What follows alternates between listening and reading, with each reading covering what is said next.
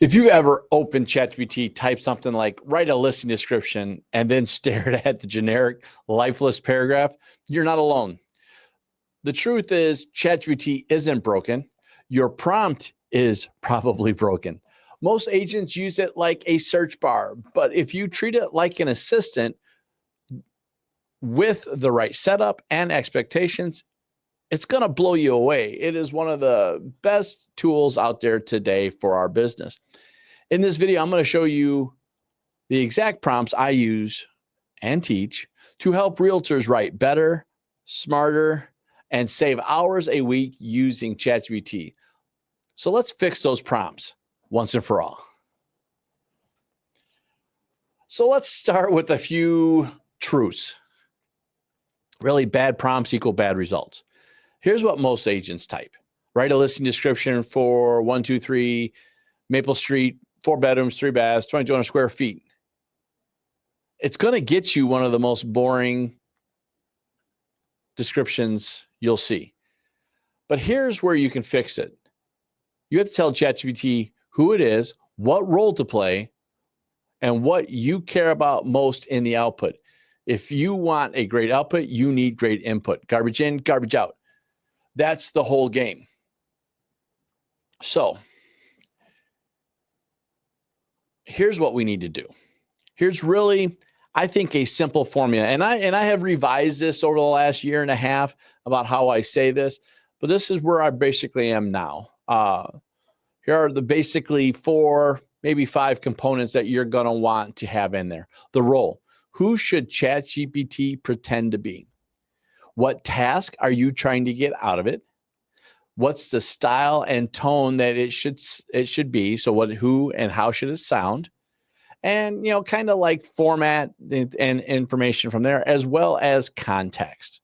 So whether that's bullet points, email, caption, this will how it's work. So let me show you a couple quick examples of how I think that will work. Well, not show really. Let's talk to you about how that will work. So a couple things to keep in mind here.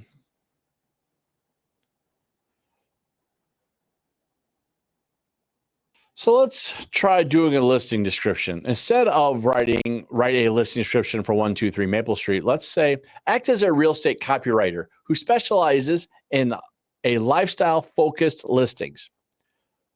Write a 125-word property description for 123 Maple Street, emphasizing indoor and outdoor living, nearby parks, and an open floor plan. Use vivid conversational language. Now that listing is going to feel alive and it sells that experience, not just the stats. Second one, instead of staring at a blank content calendar, act as a real estate marketing strategist. Create a weekly content plan for Instagram for a realtor in, let's say, Austin, who serves first-time homebuyers. Include post ideas, captions, hashtags. You're going to get an entire week of ideas you can customize, and you've saved hours. I will also say, one thing I would add to this one, that's where the 4-ish, 5-ish comes into play, is I would also say you probably want to say something along the lines like the goal is to attract more buyers, more sellers, get people to sign up for my freebie guide, whatever it may be, you're going to be looking to do that. But these are kind of basics 101 type conversations. Next, instead of writing an every time prompt GPT,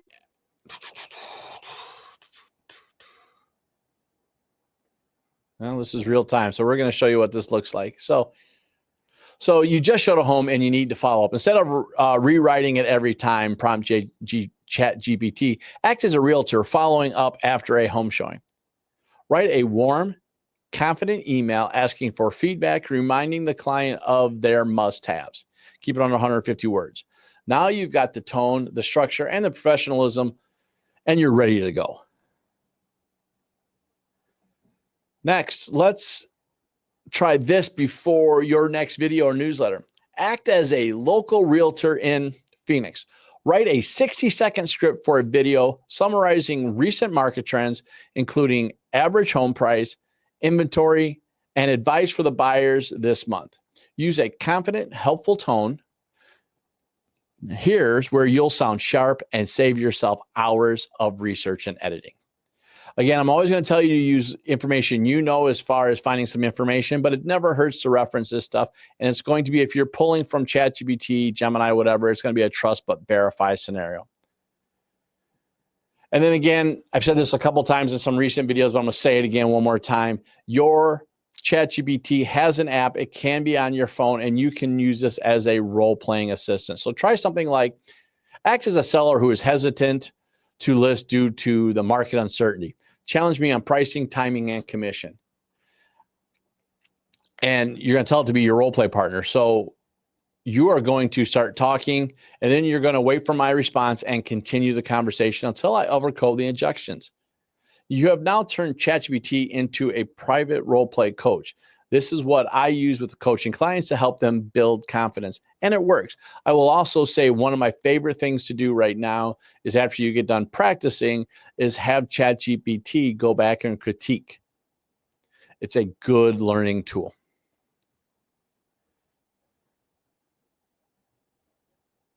All right.